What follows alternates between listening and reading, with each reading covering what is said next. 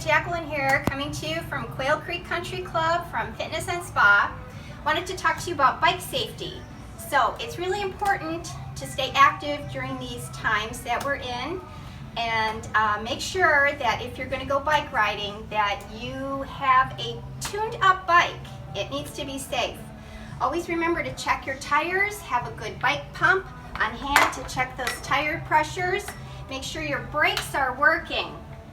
Make sure your chain is greased and that your seat is adjusted. When you're sitting on your seat, you should have about a 20-degree of a knee bend.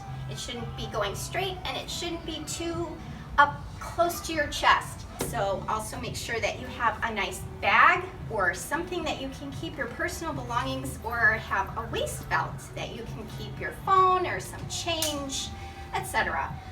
It's also nice to have a water bottle holder for that water. You need to stay hydrated during your ride. Also, it's not mandatory, of course, but it's kind of fun to have a little computer. It tells you how fast you're going, how long your ride is, what your time is, what your speed is. Just kind of a fun thing. But always remember to begin and end your ride in your low gear. So be safe, use the rules of the road, and stay safe, everyone.